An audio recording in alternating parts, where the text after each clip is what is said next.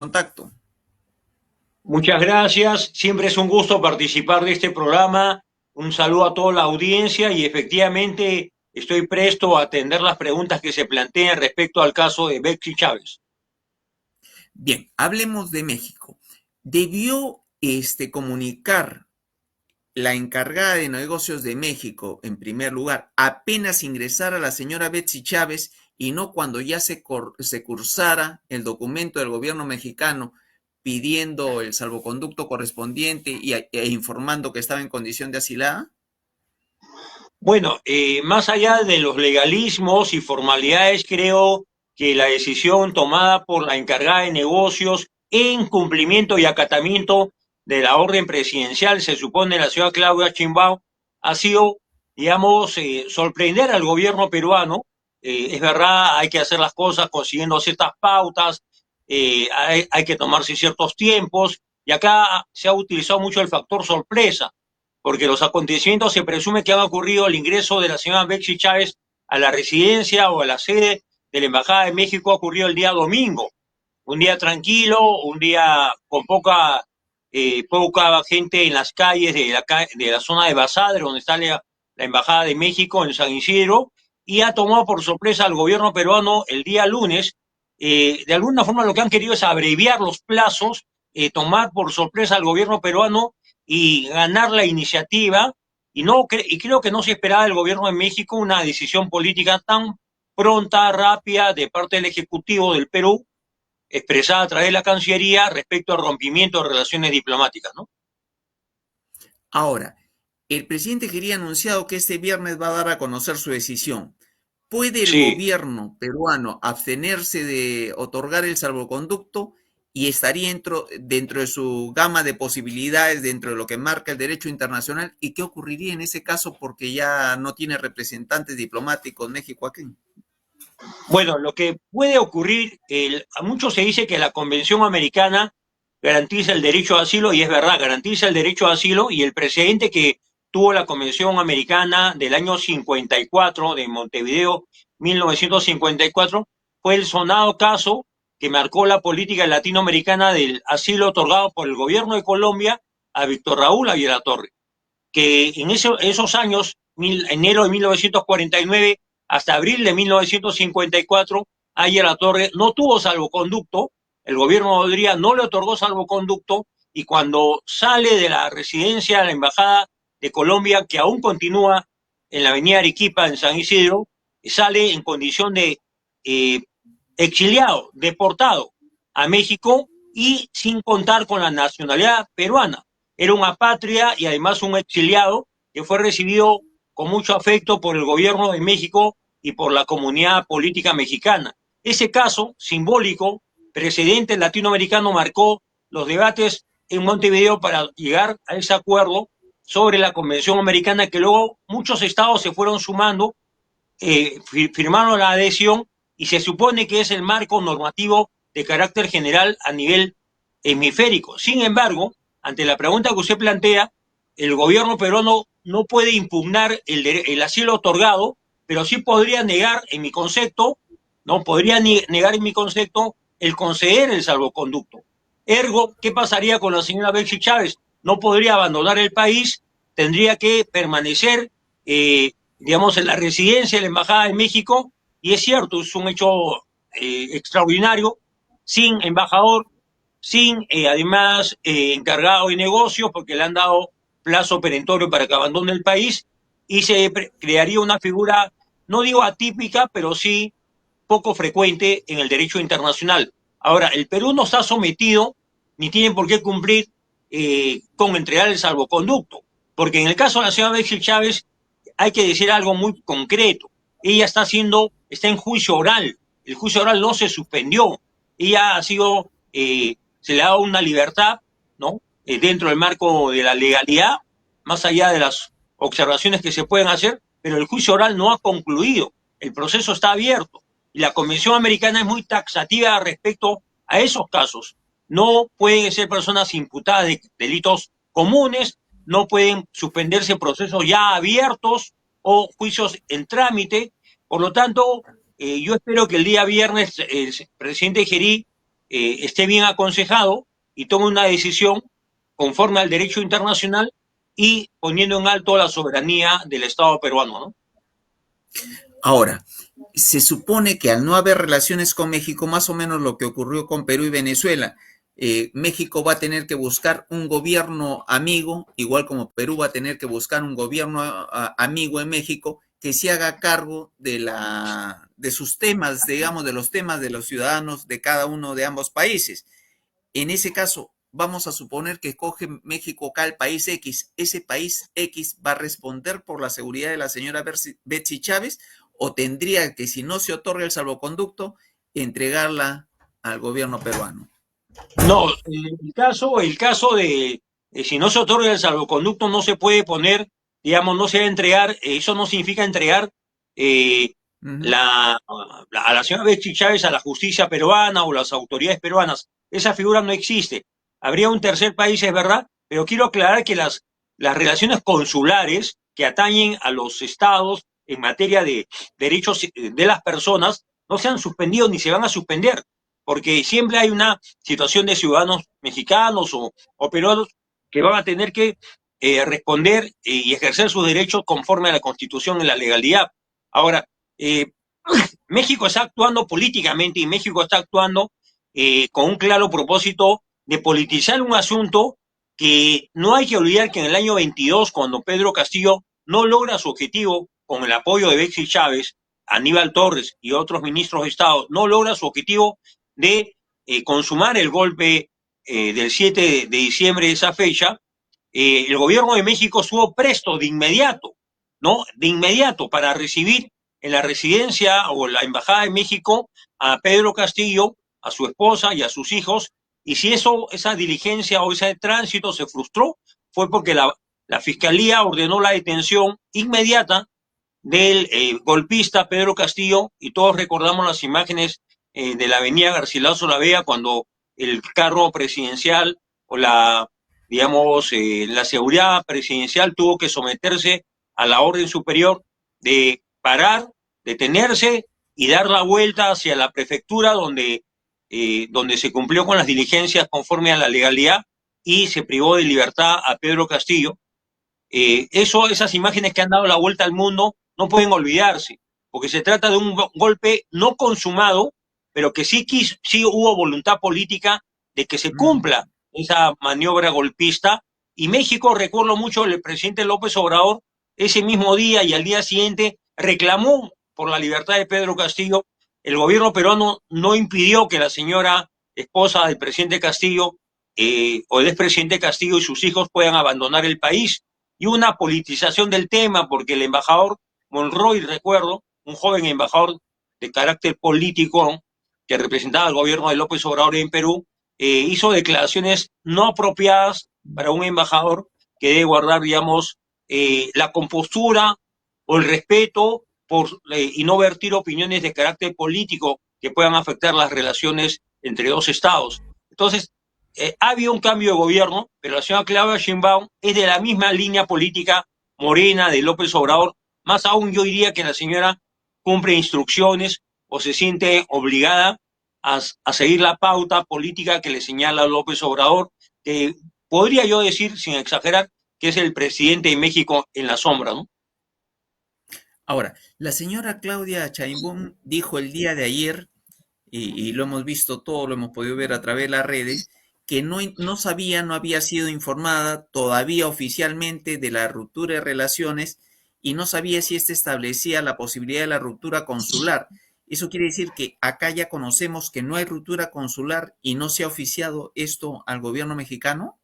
Me parece Bueno, increíble eso. en realidad la señora creo que no está bien asesorada, ¿no? Hay, digamos, una primacía de los derechos de los ciudadanos. No hay que olvidar que más allá de la ruptura de relaciones entre dos estados, no se interrumpe el flujo comercial. El Perú tiene un tratado llamado Alianza del Pacífico con México, con Colombia y con Chile. Y tampoco hay que olvidar que cuando la señora Boluarte asume el gobierno, de acuerdo a la sucesión constitucional, le correspondía al Perú en las siguientes semanas asumir la presidencia pro tempore de la Alianza del Pacífico, hay relevo cada 6 meses. Y el gobierno de Mm, México, López Obrador, se negó a entregar la presidencia pro tempore al gobierno de Perú, diciendo que no reconocía la legalidad y constitucionalidad de la señora Boluarte y generó un impasse diplomático que se resolvió de esta forma. Chile eh, conversó con el gobierno de México y fue mediador, recibió la presidencia pro tempore de acuerdo al protocolo y luego le entregó esta presidencia al mm. gobierno de Perú para evitar esta negativa del gobierno de López Obrador. En realidad, creo que López Obrador y Sheinbaum están politizando un asunto donde no deberían participar por una sencilla razón. Un golpe de Estado tiene que ser no solamente condenado políticamente, sino los actores, los impulsores, los ejecutores tienen que someterse al derecho penal. Es una violación de la Constitución y lo que está pasando con el señor Pedro Castillo es que está sometido a un proceso dentro del marco de la legalidad. No hay ninguna arbitrariedad, por más que se diga que es un preso político, que se está violando sus derechos constitucionales. Y no hay que olvidar también que hace unos días el abogado de Betsy Chávez protagonizó en la sala donde se desarrolla el juicio oral de Pedro Castillo una, digamos, una actuación Mm. política, ¿no? Fue incluso suspendido en 6 audiencias por la inconducta, la falta de respeto a los magistrados. Y creo que todo esto fue parte de los actos preparatorios del show mediático para crear condiciones y luego tomar por sorpresa al país, porque ha sido una sorpresa en términos políticos que Betsy Chávez eh, ingresó a la residencia o a la embajada de México y que el gobierno le otorga un asilo. Entonces, yo creo que la izquierda, si algo lo caracteriza a la izquierda marxista internacional, el comunismo internacional, el grupo de pueblos que son muy hábiles en el manejo mediático y político, crean crisis para victimizarse, ¿no? No dijeron nada con respecto a Nadine Heredia, guardaron silencio. Se escandalizaron cuando Alan García pidió asilo al gobierno de Uruguay. Hicieron lo imposible para que el gobierno de Uruguay no le otorgue asilo al presidente García. Y hay que precisar que Alan García no tenía juicio oral, no tenía acusación fiscal, estaba en una investigación absolutamente preliminar respecto a un caso de entrega de dinero por el pago de una conferencia en Sao Paulo. O sea, son casos distintos, pero sin embargo la forma de acción política es claramente mediática y lo que pretenden es convertir a Betsy Chávez en una prisionera política, una víctima política, una mujer incluso que se declaró en huelga de hambre y que responsabilizó, si algo me pasara, si muero, los responsables serán el gobierno de Boluarte y las autoridades del penal. Entonces, ya basta de circo, un poco de seriedad. Creo que el derecho de asilo es una institución reconocida internacionalmente, pero tiene ciertos patrones, ciertas pautas, y en este caso no se cumplen, ¿no? Dos temas puntuales antes de entrar al otro tema que nos congrega esta noche. Sí. Así, concretamente, ¿se va a afectar la PEC o no se va a afectar la PEC? Y la segunda, ¿ha cometido alguna falta el señor congresista y exministro de Pedro Castillo, Roberto Sánchez, quien se señala que muy casualmente viajó a México y tuvo reuniones con funcionarios del gobierno, retorna, lo acabamos de ver al inicio del programa en unas imágenes al costado de Noblecilla, y se asila Betsy Chávez? No, es claro, creo que la audiencia merece una explicación. Nadie toca la puerta de una embajada e ingresa sin previas coordinaciones. O sea, las Ujú. coordinaciones se han dado en el caso de Nadine Heredia días antes, y no olvidemos que mientras que se leía la sentencia, ¿no? Nadine no estaba en la sala y estaba Humala. Humala hizo llamadas telefónicas que ya no correspondían y confirmó que su esposa ya había ingresado a la Embajada de Brasil. Igual, Betsy Chávez ha ingresado y han habido coordinaciones previas. Y usted hace bien en mencionar a Roberto Sánchez, que fue protagonista del intento golpista del 7 de diciembre del 22 y que luego dijo que él no era responsable, dijo yo no sabía nada, fui sorprendido, y más aún se valió de la defensa legal del doctor García Belaunde, Domingo García Belaunde, y por muy pocos votos no se le acusó constitucionalmente en el Congreso. O sea, se salvó y ahora es un actor político. Y no vamos a ser tan ingenuos en pensar que ha ido a México de turista. no a visitar las zonas históricas, prehistóricas, no, ha ido a cumplir una tarea política. Y con Noblecilla, que es otro actor patético del derecho y de la política nacional, no tan vinculado a la minería ilegal, están jugando en pared para convertir a Betsy Chávez en una heroína, en una mártir, en una mujer que está defendiendo su derecho a la libertad ante el abuso del Estado que ellos llaman burgués o llaman entregado al capitalismo, al imperialismo. Y no olvidemos sobre todo, y voy a ser muy claro, que el escenario latinoamericano es muy singular en ese momento. Donald Trump ha enviado tropas, navíos, ¿no? En zonas próximas a las costas de Venezuela, en zonas próximas están en el Caribe, hay tambores, no digo de guerra, pero sí de una potencial invasión. Cuba está diciendo hay que defender la soberanía de Venezuela, Evo Morales dice hay que armar al pueblo de Venezuela, los bolivianos vamos a defender la soberanía de Venezuela, ¿no? Y ahora el caso de Betsy Chávez es apenas un dato más. Así hace política la izquierda, crean conflictos, nunca reconocen que Cuba es una tiranía, que Corea del Norte es una tiranía, que China es una tiranía, no reconocen que Maduro es un dictador, ¿no? Y el señor Lula, que es un sinvergüenza, con el perdón de la palabra, yo siempre lo llamo el padrino de Odres, el capitoste de Odres, Lula da Silva, presidente de Brasil, ¿no? Trata de mediar entre Estados Unidos y Venezuela, según dice, para salvar la seguridad de la región. En realidad están haciendo política. Ya estos discursos han perdido credibilidad en Bolivia. En Bolivia va a asumir el gobierno un presidente de otro signo político que se acerca a Estados Unidos, no invita a Maduro, no invita a Díaz Canel de Cuba, no invita a Daniel Ortega de Nicaragua. Hay elecciones en Chile en pocas semanas, primera vuelta, luego segunda vuelta.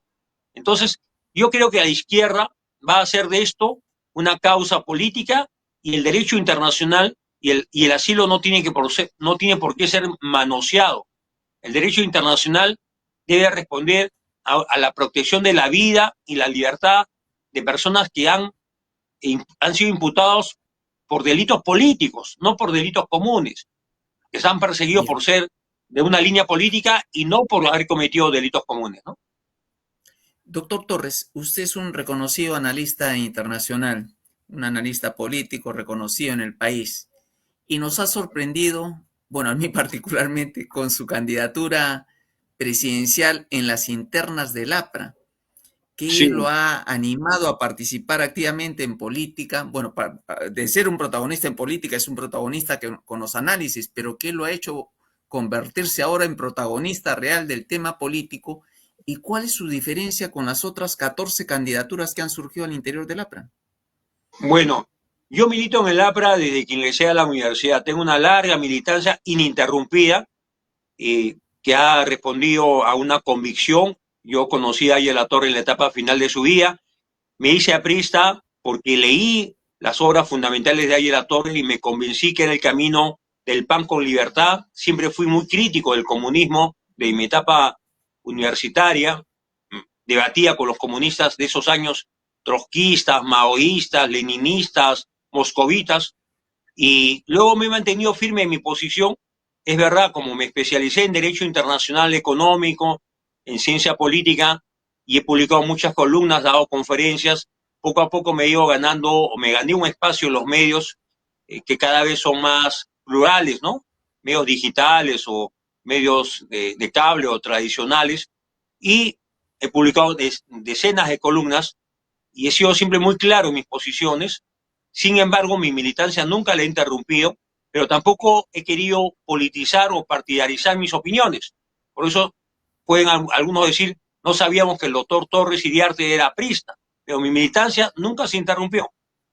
Además, este caso me anima a participar porque creo que entre los precandidatos que están en la contienda interna del APRA no hay esa convicción de volver a las fuentes primigenias del APRA continental, del APRA de Ayala Torre, de esa lucha por la libertad en América Latina, de enfrentarse sin temor a los comunismos, que ahora no son comunistas, son caviares, son, digamos, partidos progresistas, han acogido la Agenda Global de Naciones Unidas, se mezclan entre ONGeros, militantes de partidos. Roberto Sánchez, por ejemplo, es un caso claro, ¿no? Un hombre psicólogo de profesión, mediocre como psicólogo, creo que nunca ha ejercido, pero un político dedicado a crear caos, ¿no? A crear situaciones de incertidumbre en el país. Entonces, yo tengo una convicción, el Perú tiene dos riesgos, y por eso entro a la política grande como precandidato presidencial. El riesgo del avance del comunismo internacional, ¿no? En las Américas, en América Latina, y el riesgo del globalismo internacional que está dañando tanto la política norteamericana, a Europa, y por eso estoy en política con un doble discurso, aprista y a la vez anticomunista y antiglobalista, porque creo que el Perú merece ser un Estado soberano, América Latina debe estar unida, sí, como lo quiso y lo propuso ayer la Torre, pero sin dictaduras ni tiranías. ¿Qué me diferencia a mis compañeros? Creo que soy un estudioso del aprismo, siempre lo he sido, y ojalá que en el APRA se den oportunidades para el debate intelectual, político, doctrinario, entre los otros precandidatos a quienes yo les expreso mi saludo y mi respeto esta noche, y siempre estoy presto. Hace un tiempo Ahora, presté a debate a doctor Gustavo Torres, Gorriti, hay, a hay, Rosa María Palacios, así que la oportunidad que se presente, estoy presto a debatir con ellos, ¿no? hay diferencia, o entonces, si usted representa la línea primigenia, Jorge del Castillo no representa la línea primigenia de la YIN, ¿no? Javier Velázquez no representa la línea primigenia de la PRI, ¿no? Valderrama, que dice ser un ayista puro, tampoco siente que la representa, porque si no estaría con ellos. ¿O me Bueno, equivoco? yo me he tenido un trato respetuoso con todos los compañeros que usted menciona, los conozco. En el caso de Valderrama, creo que es un joven que se ha esforzado en imitar al presidente García, en gestos, Ujú. en palabras, en frases. Creo que se siente como estos programas de concurso, yo soy, ¿no? Yo soy José José, yo soy Julio Iglesias, ¿no? Creo que le falta madurar, le falta aprender, le falta experiencia política, tal vez incluso un poco de humildad. Y en el caso de Jorge del Ujú. Castillo y Velázquez Quesquén han sido primeros ministros, tienen ejecutoria pública, pero ambos entraron al partido de Ayer Torre cuando ya tenían más de 30 años y eran hombres cuajados. Yo me he formado desde mi adolescencia, estando en el colegio, yo ya hablaba de política, hablaba de González Prada, de José Carlos Mariatti. Mi promoción me recuerda como aprista, ¿no? Y hace poco que se reunió, vitorió mi decisión de ser precandidato y me ha deseado suerte, más allá de las opiniones que cada uno tiene. O sea, no es que sea distinto, no es que ahora me conviene ser precandidato para ganar notoriedad, Ujú. cámaras o prestigio. Siempre he sido aprista y siempre voy a defender la libertad y en mi campaña de musicalización que he puesto en redes, porque hay que ponerle un poco de alegría y de música y de mensaje al pueblo aprista y al país que está tan enojado y tan víctima del sicariato, la extorsión y el crimen organizado. Digo yo, ¿no? Hay que recuperar, ¿no? La fe, la unión, la disciplina, la acción, la esperanza y sobre todo crear riqueza para el que no la tiene.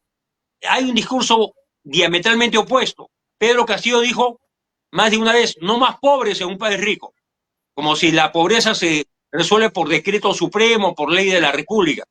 ¿No? Yo digo, hay que crear riqueza para el que no la tiene. Es la única manera de bajar la anemia, reducir la pobreza extrema, reducir la pobreza monetaria, de aumentar el número de hombres y mujeres de las clases medias, que yo espero que las clases medias del Perú no solamente ganen más, vivan mejor, sino que lean más, se instruyan más, sean mejores ciudadanos y defiendan la libertad.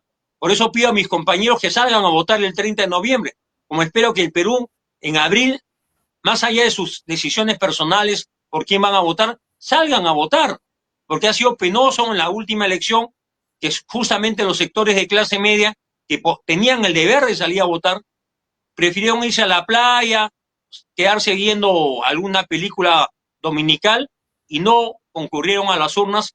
Y es una lástima que Pedro Castillo ganara una elección controvertida, dudosa, ¿no? Con un poco más de 40.000 votos, ¿no? Finalmente, doctor Torres Iriarte, va a ser un corte radical con lo que significó el alanismo, va a ser un corte real y va a dar paso a la renovación de cuadros apristas si fuera el candidato presidencial. Y le digo por qué. Yo creo que a mí como partido realmente me preocuparía si el señor Jorge del Castillo y el señor Mauricio Mulder se convierten en las únicas vacas sagradas del APRA que pueden ser candidatos. Y si hoy postula Carla García y mañana, ¿qué estamos esperando? Al hijo menor de Alan García. O sea, ya dejó de ser el partido de Aya La Torre, me parece. ¿Usted haría un cambio radical en ese sentido? Bueno, Aya La Torre siempre quiso despersonalizar el partido, ¿no? Incluso nunca se Mm, llamó ayismo, habló del APRA, son las siglas de la mm, Alianza Popular Revolucionaria Americana, y nunca promovió a sus familiares, a sus sobrinos o a sus hermanos para que sean actores políticos. El APRA, cuando yo ingresé, me gané un espacio por derecho propio, por esfuerzo personal, por liderazgo universitario, por lealtad a ciertos valores y principios. Y creo que yo tengo gran respeto y siempre lo voy a defender política y jurídicamente al presidente García. Siento su ausencia, pero creo que en el partido todos tenemos derecho a participar. La militancia debe ser de larga data. Hay apristas que se han inscrito hace muy poco tiempo. El partido aprista además se reinscribió porque perdió su inscripción el 2021 al no participar en las elecciones generales. Yo tengo respeto por el doctor del Castillo, conozco a Mulder porque fue miembro del Comando Universitario Aprista de la Católica, pero yo creo que en la política hay ciclos, y los ciclos tienen tiempos, y los tiempos también concluyen. Yo exhortaría a los compañeros del Castillo y Mulder, incluso a Velázquez Quesquén, eh, no digo que den un paso al costado, porque no me tomo esa libertad ni perdiendo ser arrogante, pero sí que piensen de que el pueblo aprista y el pueblo peruano quieren votar por el APRA, pero con otros rostros, con otras mm, voces. Ya lleva cierto mm. agotamiento, cierto hastío. Es como la selección peruana, disculpen la comparación, no hemos ido al Mundial cuando hemos tenido opción de que habían 7 cupos o 6 cupos y medio. ¿Y quiénes han jugado por la selección? Paolo Guerrero, ¿no? Hubo otros jugadores que habían cumplido un ciclo en la selección. No hemos tenido 3 entrenadores, o sea, marchas y contramarchas. Yo creo que en la política se aplica lo mismo. Yo creo que esta competencia, y lo he dicho hace 2 días en RPP, en audiencia nacional, que el hecho que haya 15 precandidatos presidenciales en el APRA significa que el APRA está viva. Hay militancia, hay voluntad de participar. Y lo que permite esta interna es que muchos compañeros que están inscritos como yo puedan ser conocidos a nivel nacional. Entonces, el pueblo aprista, el pueblo no aprista, los jóvenes que entran a política o empiezan a ver redes sociales y dicen, ah, caramba, el APRA es Ariel La Torre, es Alan García, pero no es solamente del Castillo y Mulder o Velázquez. Hay muchos más apristas. Y le puedo decir que el padrón llega a casi 50.000 militantes. Hay muchos que no están en el padrón por razones ABC, pero apristas hay seguramente cientos de miles en el Perú con corazón aprista, y yo espero en esta campaña que el pueblo aprista, que se desencantó de su partido, que ya no votó por el APRA en los últimos tiempos, que se alejó del APRA, vuelva a confiar en el APRA, vuelva a enamorarse del APRA, vuelva a tener sentimiento aprista, vuelva a emocionarse con la marsellesa, con los cánticos apristas, con la historia tan difícil, tan crítica que vivió el APRA cuando era un partido clandestino, perseguido, en el exilio, con presos, con fusilados, ¿no? Con asesinados en las calles. Entonces, yo siento al APRA, y no porque me aprendió un libreto, siento al APRA porque me emociona ser aprista. Y tengo ese compromiso, y mi candidatura, que empezó con muy pocos augurios o buenos augurios, me sorprende porque en pocos días me llaman de diferentes medios y piden mi opinión, y algo que he podido comprobar en las redes sociales, mi candidatura no genera rechazo, no genera rechazo, no me insultan, no me agravian, me tratan con respeto, y creo que ese respeto lo he ido ganando con un trabajo continuo de muchos años en medios y con columnas semanales que se han publicado incluso en diarios del extranjero, ¿no? Bien, doctor Torres, gracias por este contacto, gracias por habernos compartido sus ideas. Le deseo la mejor de las suertes al interior de esta contienda electoral conocemos de su valía como profesional, como intelectual, y de haber coincidido con usted. Yo que he sido militante aprista hasta el año 80 y que particularmente no pienso retornar en momento alguno por el triunfo del alanismo al interior del partido, pero me gustaría que el APRA se renueve, como me gustaría que Acción Popular se renueve y que el PPC se renueve, porque necesitamos partidos sólidos, de verdad, para preservar la democracia. Muchas gracias, cuídese mucho. Muy buenas noches, Muchas bendiciones. gracias. Muchas gracias. Buenas noches.